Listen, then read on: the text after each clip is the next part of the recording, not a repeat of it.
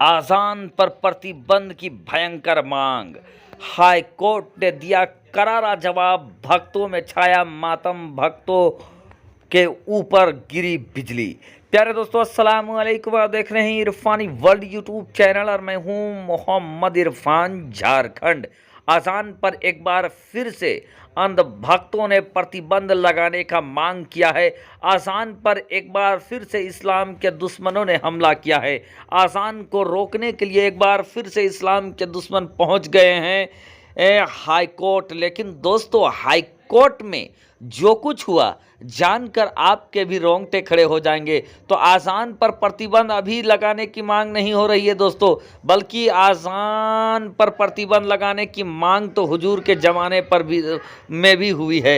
आज़ान पर प्रतिबंध लगाने के लिए दोस्तों हज़रत बिलाल को भी धमकाया गया है। इसीलिए तो इसके वीडियो का आगाज़ करें उससे पहले फ़कत इतना कहते हुए मैं वीडियो का आगाज़ करूंगा दोस्तों कि फ़कत यही नहीं कि मैं अपनी जान दे दूंगा, फ़कत यही नहीं कि मैं अपनी जान दे दूंगा, नबी के वास्ते कुल ख़ानदान दे दूंगा। फ़कत यही नहीं कि मैं अपनी जान दे दूंगा, नबी के वास्ते कुल ख़ानदान दे दूंगा। और अबू जहल बोला मैं तेरी ज़बान सी दूंगा।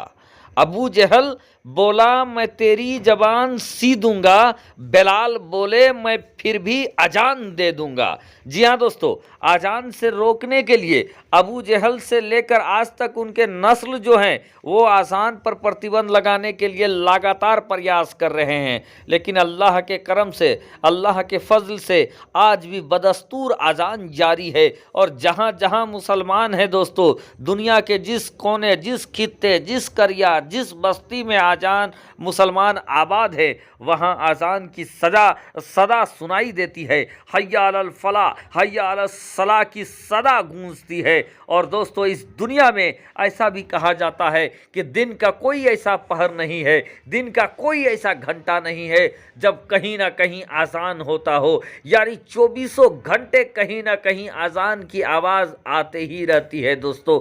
तो उसी आजान को रोकने के लिए देश के प्रधानमंत्री नरेंद्र दामोदर दास मोदी के राज्य स्टेट गुजरात के अंदर अंध भक्तों ने माननीय गुजरात हाई कोर्ट में दोस्तों याचिका लगाया था और कहा कि आज़ान पर प्रतिबंध लगा दीजिए, आज़ान को बैन कर दीजिए, आज़ान को रोक दीजिए। माननीय सुप्रीम कोर्ट ने कहा कि आखिर आज़ान को तुम बंद क्यों करवाना चाहते हो, आज़ान को तुम रोकवाना क्यों चाहते हो। अंध भक्तों ने कहा कि हुजूर, आज़ान से ध्वनि प्रदूषण होता है, आज़ान की आवाज़ से ध्वनि प्रदूषण होता है, बच्चों के स्वास्थ्य में बुरा असर पड़ता है।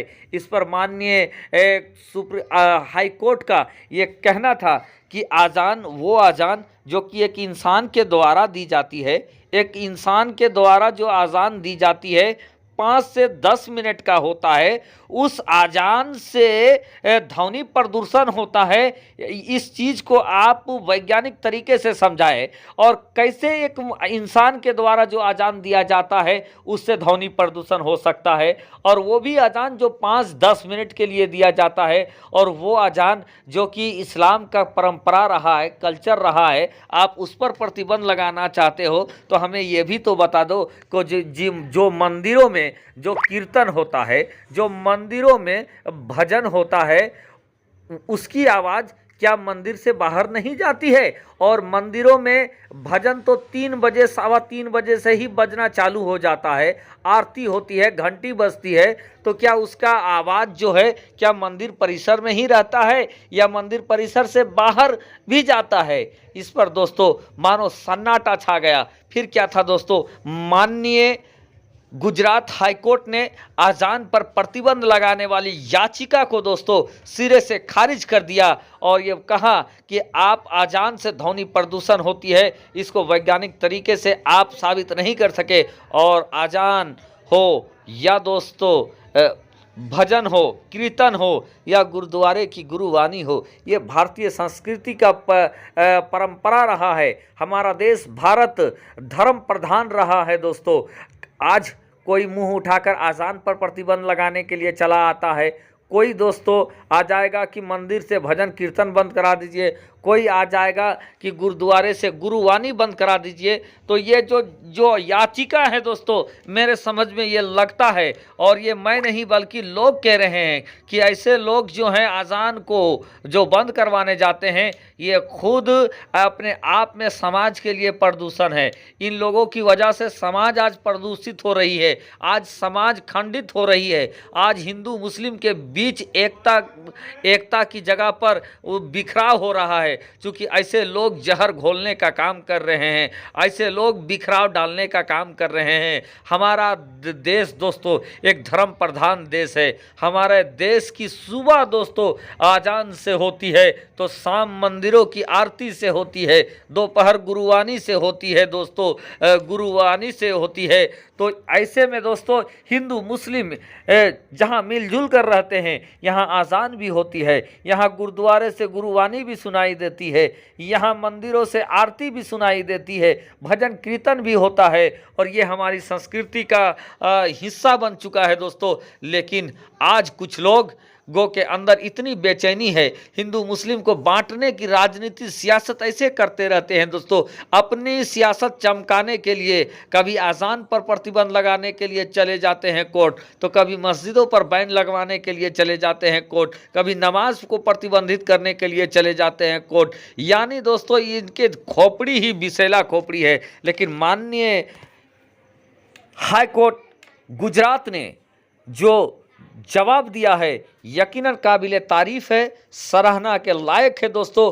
और माननीय गुजरात हाईकोर्ट के फैसले ने यह साबित कर दिया है कि बाबा भीमराव अंबेडकर ने जो संवैधानिक अधिकार लोगों को दिया है, भारत के वासियों को दिया है, और जो भारत के वासियों को दोस्तों धार्मिक स्वतंत्रता मिली है, जो हमारा संविधान हमको धार्मिक स्वतंत्रता देता है, और अगर कोई हमारे धार्मिक स्वतंत्रता पे हस्तक्षेप करता है, बाधा उत्पन्न करता है, तो फिर दोस्तों हमारी अदालतें जिंदा है। और माननीय गुजरात हाईकोर्ट ने यह साबित कर दिया है दोस्तों कि अगर कोई आपको संवैधानिक अधिकारों का हनन करता है, तो उसकी रक्षा करने के लिए हम अभी जिंदा है। हम लाखों नहीं करोड़ों शुक्रिया अदा करते हैं माननीय गुजरात उच्च न्यायालय का, जिन्होंने एक बेहतरीन नज़ीर पेश किया और जिन्होंने एक बेहतरीन जवाब दिया दोस्तों उन लोगों को जिनको अजान से परेशानी है, जिनको समाज में बिखराव लाने के ज़्यादा शौक़ है दोस्तों, उनको करारा जवाब दिया है